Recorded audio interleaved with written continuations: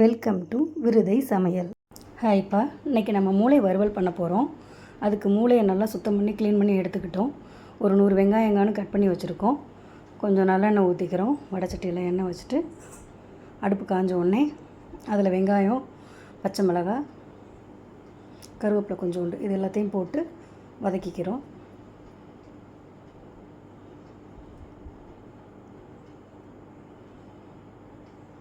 நல்லா வதங்கணும். மூளையை ஒரு 2 தடவை மட்டும் க்ளீன் பண்ணி எடுத்துக்கோங்க.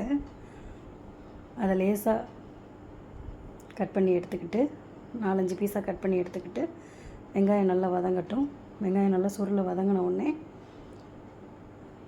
அதில் ஒரே ஒரு தக்காளி பழத்தை தான், கொஞ்சம் பெரிய தக்காளியாக இருந்துச்சு, ஆனால் சின்ன பழம் போட்டாலே போதும். ஒரே ஒரு மூளைங்கிறதுனால ஒரு தக்காளி பழம் மட்டும் போட்டுக்கோங்க. வெங்காயம் பச்சை மிளகாவும் நல்லா வதங்கின உடனே தக்காளி பழம் போட்டுக்கோங்க.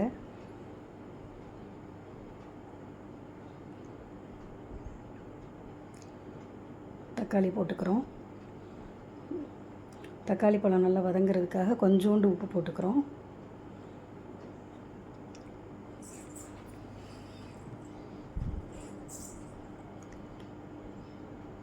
உப்பு போட்டுட்டு நல்லா தக்காளியை நல்லா வதக்கி விட்டுக்கிறோம்.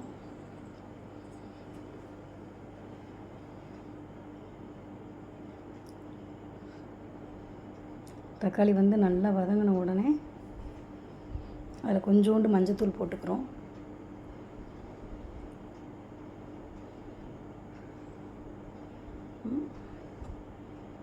மஞ்சத்தூள் போட்டு ஒரு கிண்டி முடிச்சுட்டு அதில் மூளையை கழுவி வச்ச மூளையை ஒரு 5-6 பீஸாக கட் பண்ணி வச்சுருக்கேன். அதை அப்படியே மெதுவாக லேசாக தான் பிரட்டி விடணும். முதல்ல அந்த வெங்காயம் தக்காளியில் உள்ள ஜூஸ்லாம் அதில் இறங்குற அளவுக்கு பொறுமையாக பிரட்டி விடுங்க. கொஞ்சம் இது நல்லா பிரண்டு வர்ற நேரம் கொஞ்சோண்டு வீட்டில் உள்ள குழம்பு பொடி ரொம்ப கம்மியாக போட்டுக்கோங்க.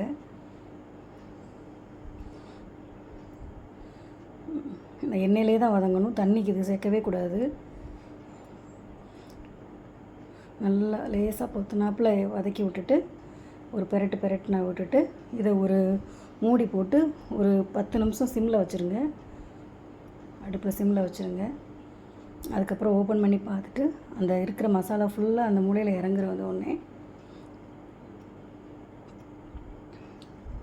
ஒரு பெரட்டு மட்டும் பெரட்டி விட்டுட்டு, இப்போ மூளை பரவாயில்லாமல் நல்லா வெந்திருக்கும்.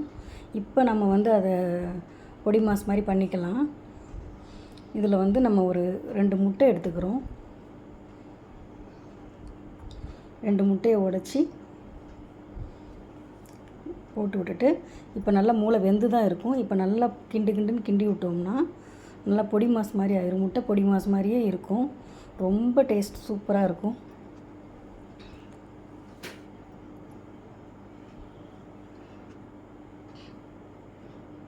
நல்லா கிண்டி விட்டுக்கோங்க.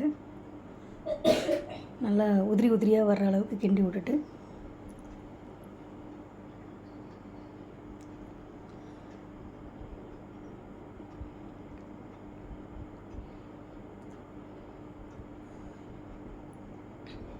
எப்படி வந்திருக்கு பாருங்கள்.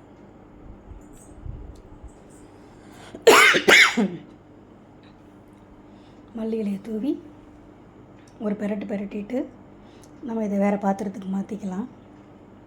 சுவையான மூளை வறுவல் ரெடி. இது பிள்ளைகளுக்கு நல்லா ரொம்ப பிடிக்கும் இந்த மாதிரி செஞ்சு கொடுக்குறது. இது செஞ்சு பார்த்துட்டு அது எப்படி வந்ததுன்னு கமெண்ட் பண்ணுங்கள்.